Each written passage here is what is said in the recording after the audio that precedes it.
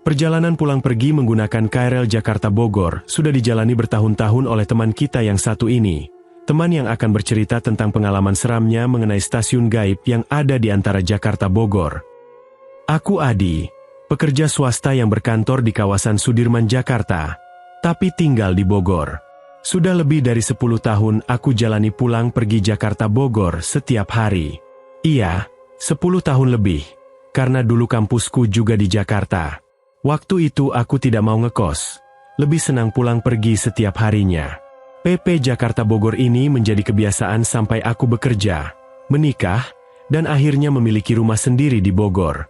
Entahlah, aku lebih senang tinggal di Bogor, tidak pernah sedikit pun terpikir untuk tinggal di Jakarta. Tidak mau. Toh aku bisa jalani semuanya tanpa harus tinggal di Jakarta. Transportasi Jakarta-Bogor sudah semakin mumpuni. Salah satu alat transportasi umum yaitu kereta api, atau sekarang KRL namanya. Sejak kuliah, aku sudah sangat akrab dengan moda transportasi umum ini. Sejak masih acak-acakan sampai rapi dan teratur seperti sekarang.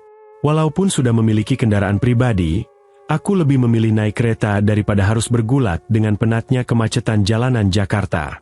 Dalam perjalanannya, banyak suka duka yang aku rasakan dalam ketika harus bergumul dengan penumpang lain di dalam kereta, suka dan duka.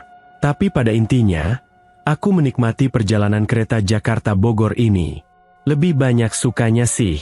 Nah, aku akan mulai masuk ke pembahasan seru, pembahasan hal-hal mistis tentang kereta Jakarta-Bogor ini. Sudah sejak lama aku mendengar banyak cerita-cerita janggal dan seram yang dialami oleh penumpang kereta. Dari kisah yang hanya terdengar dari mulut ke mulut, sampai dengan cerita sampai viral ke seluruh penjuru negeri. Semua mungkin sudah tahu cerita tentang kereta gaib di stasiun Manggarai, atau kereta hantu di stasiun UI, atau stasiun-stasiun yang terkenal angker, dan masih banyak lagi kisah yang bisa membuat bulu kuduk berdiri. Aku termasuk orang yang lebih sering mengedepankan logika, termasuk orang agak skeptis untuk urusan mistis dan hantu-hantuan. Walau tidak bisa dipungkiri, aku juga pernah beberapa kali mengalami hal janggal menjurus seram, tapi ya itu tadi, aku akhirnya terus mengedepankan logika. Tentang cerita-cerita seram yang beredar tentang kereta Jakarta-Bogor, sikapku juga sama. Sampai tahun 2015 aku tidak terlalu percaya dengan cerita-cerita itu, karena sama sekali belum pernah mengalami kejadian seram ketika naik kereta. Iya, hanya sampai tahun 2015, karena pada tahun itu akhirnya aku mengalami sendiri kejadian seram di luar nalar, yang terjadi di dalam KRL Jakarta-Bogor. Begini ceritanya. Oh iya, sepertinya ada yang harus aku ceritakan dulu. Ada kejadian janggal yang beberapa kali aku alami ketika sedang berada di atas kereta. Sebelum tahun 2015, entah ketika sedang berangkat atau pulang, beberapa kali aku melihat pemandangan aneh, janggal, atau apalah namanya. Tapi pemandangan ini lebih sering terlihat kalau hari sudah gelap, paling banyak malam. Dan kalau dihitung, pemandangan ini sangat jarang kelihatan. Mungkin hanya 4 atau 5 kali terlihat dalam 1 tahun. Jarang banget kan? Memang begitu adanya. Pemandangan apa sih? Sudah agak lupa. Tapi sepertinya pertama kali melihat pemandangan aneh ini ketika masih kuliah. Itu pun hanya 1 atau 2 kali. Selebihnya tidak pernah melihatnya lagi. Sampai ketika aku sudah mulai bekerja, baru mulai kelihatan lagi dengan intensitas yang sama, sangat jarang.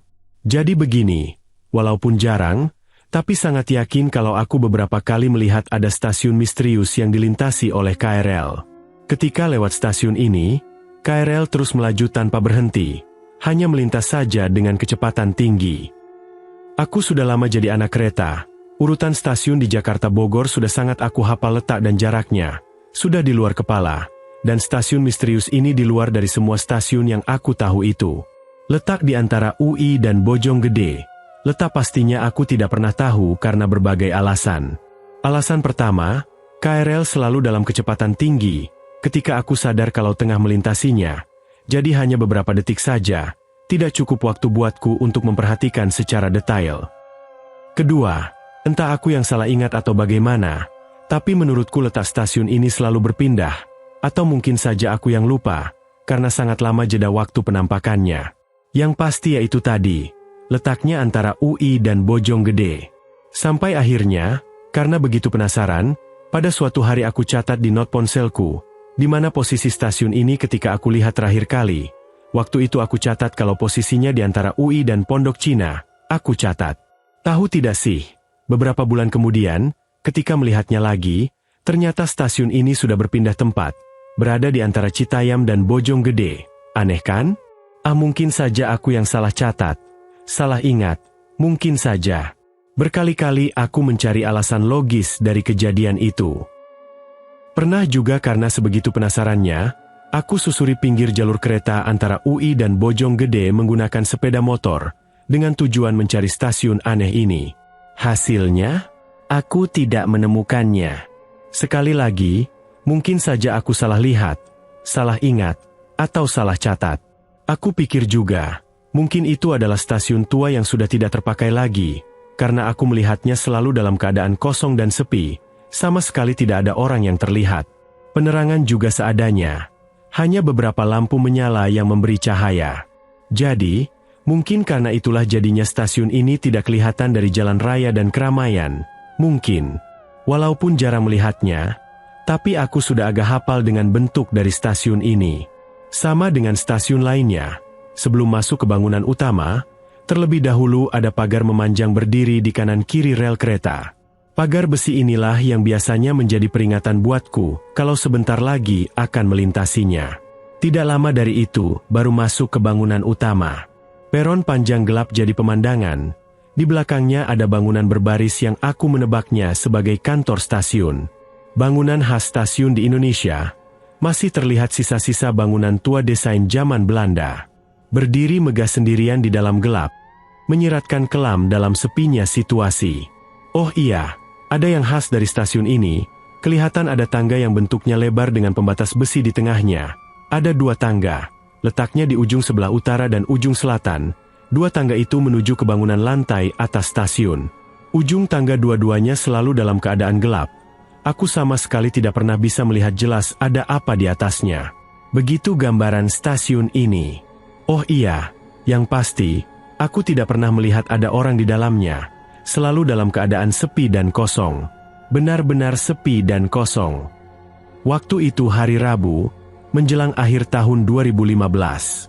Aku masih ingat sekali, karena hari Rabu adalah hari di mana aku harus berkeliling ke beberapa kantor cabang di Jakarta, untuk audit kecil. Kegiatan ini memang rutin selalu dilaksanakan pada hari Rabu di setiap minggunya. Wajib dilaksanakan.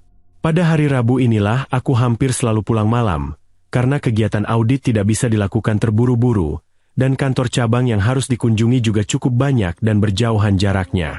Biasanya aku baru selesai kunjungan pada sore hari, setelah itu hampir selalu aku akan balik lagi ke kantor pusat untuk langsung menyusun laporannya, dengan tujuan keesokan pagi aku tinggal menyerahkan hasilnya kepada atasan.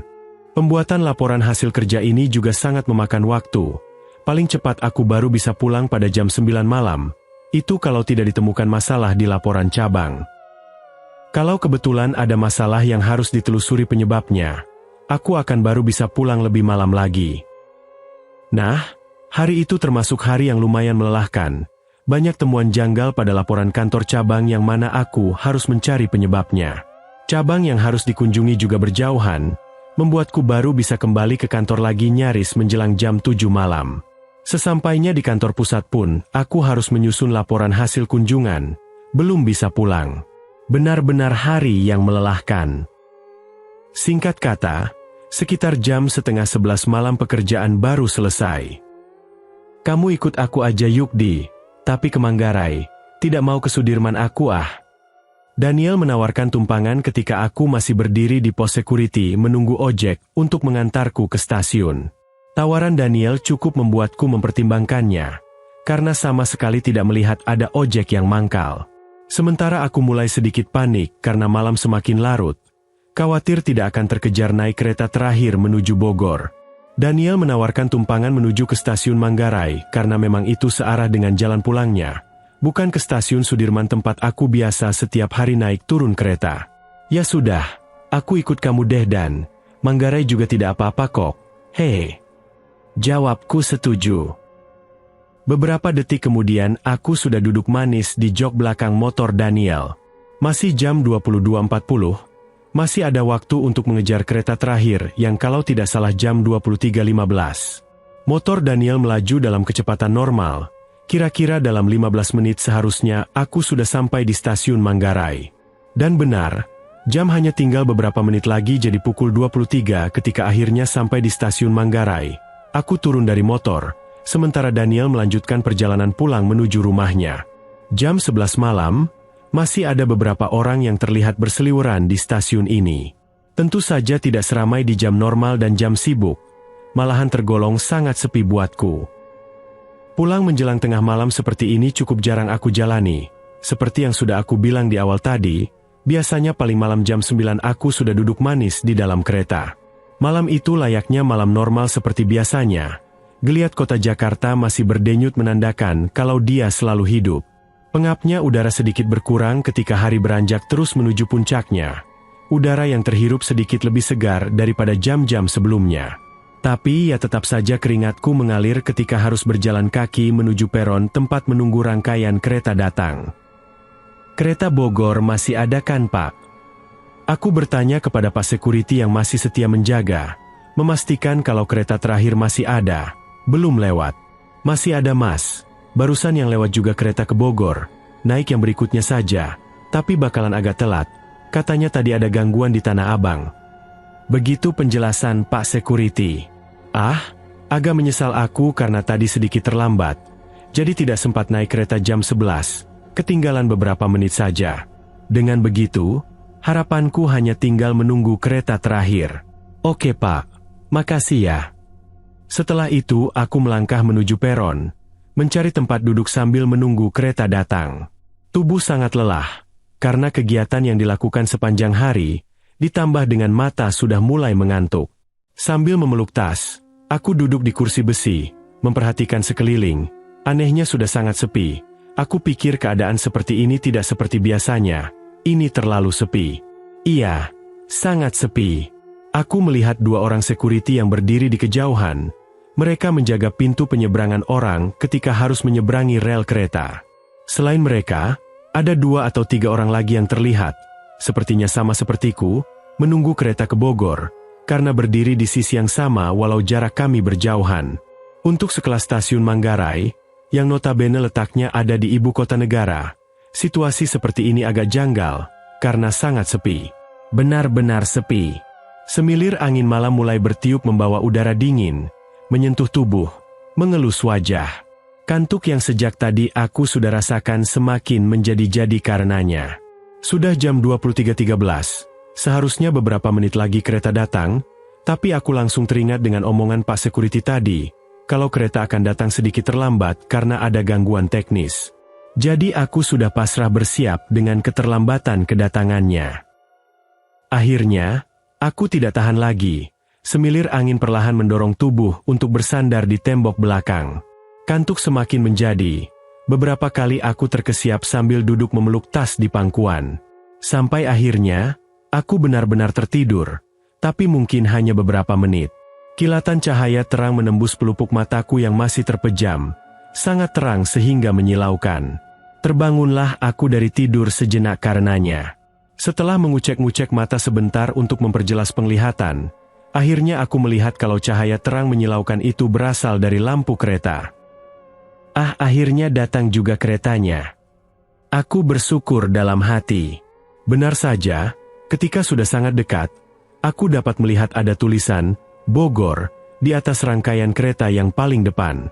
Benar, ini kereta yang aku tunggu. Lalu aku berdiri menunggu sampai kereta sudah benar-benar berhenti. Pada saat inilah aku baru sadar. Setelah melihat sekeliling, ternyata di sekitarku tidak ada orang sama sekali. Sebentar, setelah benar-benar memperhatikan, ternyata ada beberapa orang yang aku lihat sedang berdiri di kejauhan, berposisi sama seperti aku, sedang menunggu kereta untuk benar-benar berhenti dan terbuka pintunya.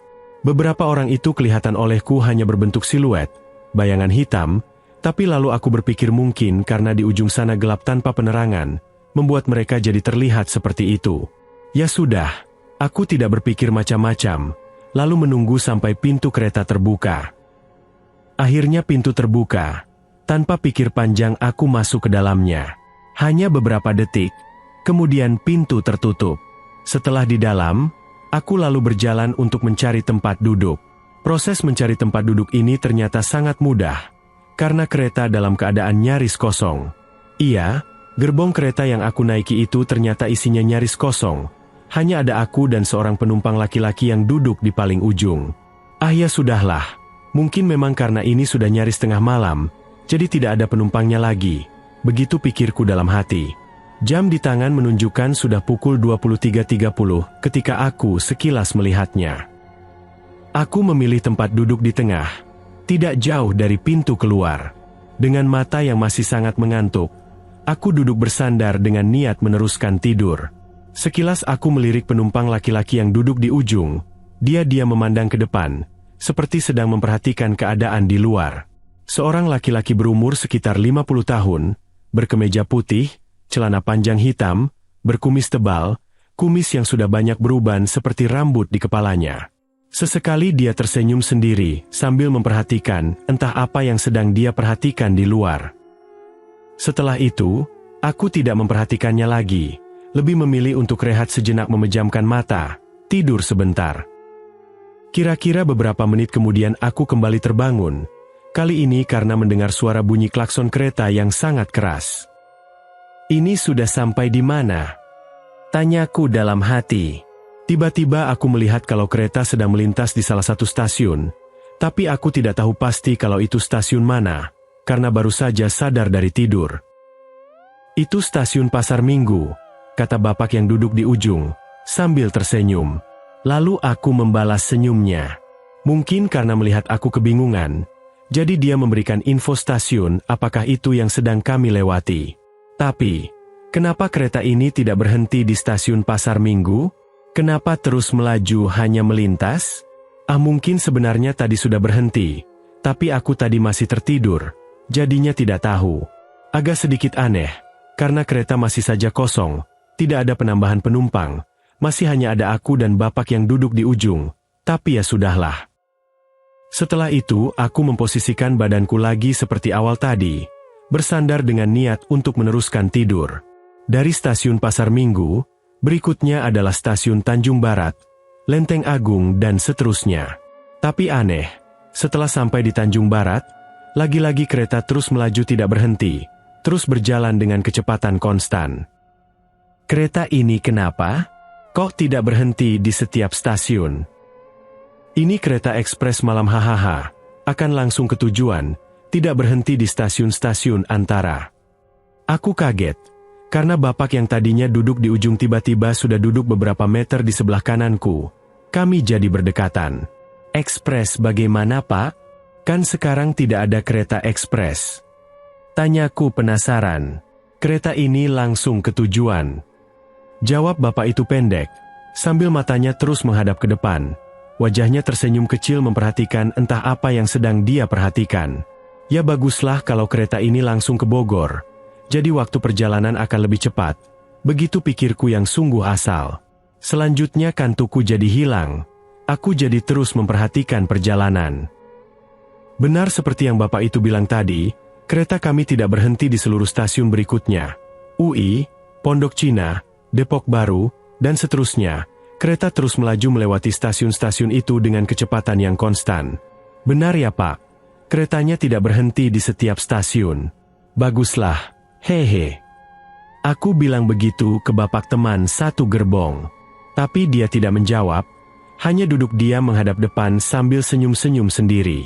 Sampai detik ini, aku belum merasa kalau ada yang aneh. Tapi perasaanku akan berubah drastis dalam beberapa belas menit ke depan. Stasiun Citayam. Seperti stasiun-stasiun sebelumnya, kereta terus melaju melewati stasiun Citayam. Berikutnya kereta akan sampai di stasiun Bojonggede. Seharusnya begitu. Tapi, waktu tempuh Citayam Bojonggede yang seharusnya tidak lama.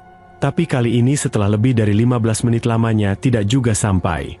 Ini terlalu lama, karena kereta tidak melambat kecepatannya. Di sini aku mulai merasa ada yang aneh. Mana stasiun Bojonggede? Kok tidak sampai-sampai? Sabar, sebentar lagi. Lagi-lagi suara bapak ini mengagetkan. Mungkin karena dia melihat ada kepanikan di wajahku. Tapi ternyata benar kata bapak itu.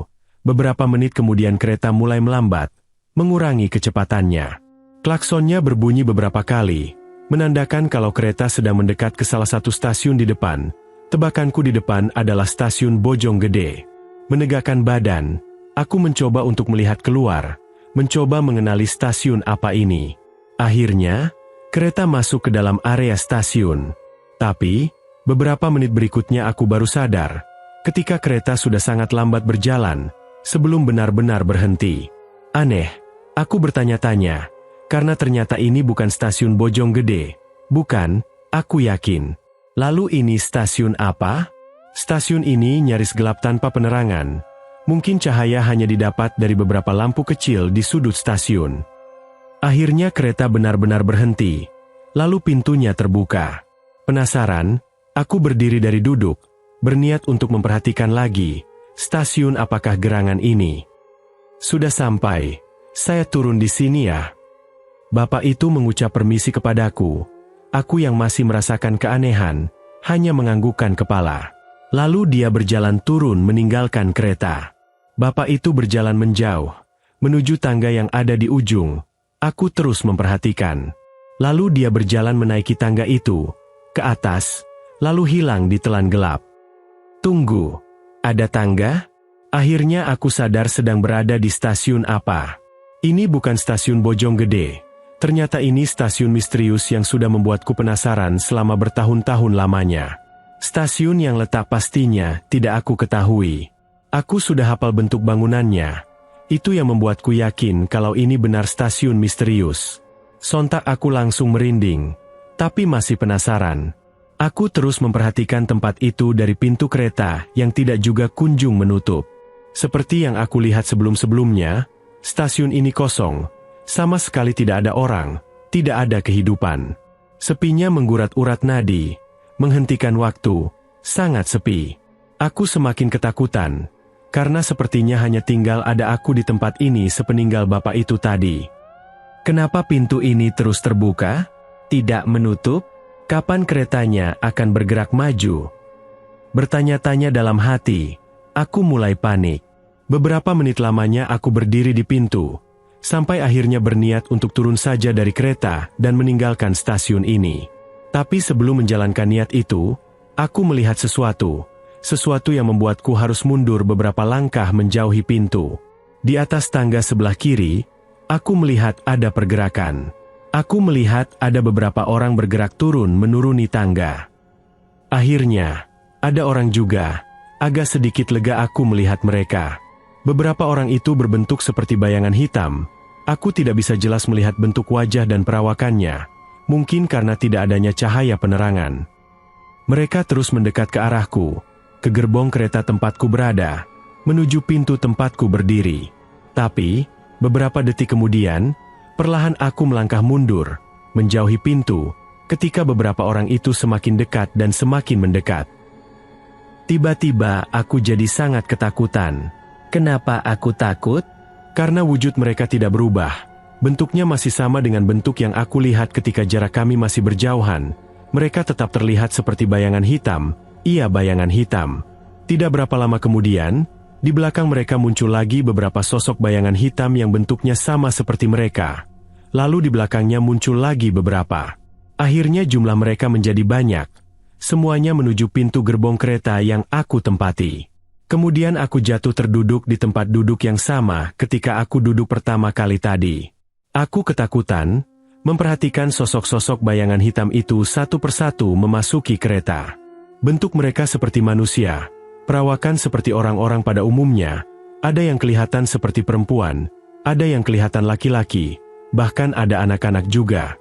Tapi ya begitu, mereka berbentuk seperti bayangan hitam sedikit tembus pandang.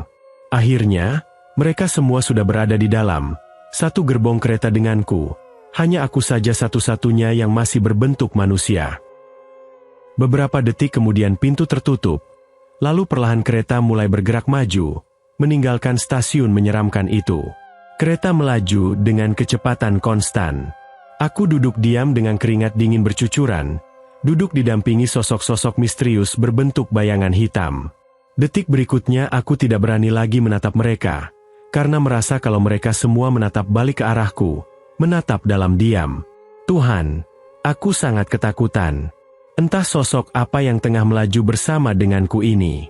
Tapi syukurlah, semuanya tidak berlangsung lama, karena berikutnya kereta kembali melambat, berkurang kecepatannya, menandakan kalau sedang mendekat ke stasiun berikutnya. Benar, ternyata ada stasiun. Dalam hati aku berniat akan turun di stasiun ini, apapun stasiunnya, aku tidak mau berlama-lama di dalam kereta berhantu ini. Akhirnya kereta berhenti, lalu aku berdiri dan mendekati pintu, sambil berdoa dan berharap semoga pintu benar akan terbuka. Doa terkabul, tiba-tiba pintu terbuka, lalu aku segera turun. Sangat lega, akhirnya aku bisa meninggalkan kereta itu. Beberapa detik setelah aku turun, kereta langsung bergerak maju meninggalkan stasiun. Terlihat sepertinya kereta itu berniat hanya untuk membiarkan aku turun. Aneh. Gontai aku melangkahkan kaki dalam kelegaan di peron stasiun ini. Bogor? Ini stasiun Bogor. Iya, ternyata ini stasiun Bogor. Kenapa tiba-tiba aku sudah ada di stasiun Bogor? Tiba-tiba ponselku berbunyi, lalu aku mengangkatnya. Mas, di mana sih? Kok dari tadi tidak ada kabar? Suara istriku terdengar di ujung telepon. Belakangan akhirnya aku tahu, ternyata istriku sudah berada di parkiran stasiun Bogor bersama adiknya. Mereka berniat untuk mencari dan menjemputku di stasiun ketika sudah selama beberapa jam aku hilang kontak. Hilang kontak? Iya, kata istriku, aku hilang selama beberapa jam, tidak bisa dihubungi. Paniklah istriku. Setelah aku bertemu dengan mereka di parkiran, ternyata saat itu jam sudah menunjukkan di pukul 3 pagi. Sudah jam 3 pagi. Padahal tadi sepertinya aku tidak sampai 1 jam berada di dalam kereta aneh itu. Begitulah kisah yang dialami oleh Adi, ketika akhirnya dia berhenti di stasiun gaib. Adi bilang, sampai saat ini dia masih melihat stasiun itu sesekali, di malam hari. Sampai saat ini. Mau tidak mau, dan tanpa kita sadari memang dunia kita saling berdampingan dengan dunia mereka. Jadi dimanapun kalian berada tetap berdoalah kepada Yang Maha Kuasa. Tetaplah berhati-hati untuk kalian yang sedang mencari nafkah untuk keluarga. Sekian cerita kali ini, semoga dapat mengisi kebutuhan horor harian kalian. Salam Dairi Mistika.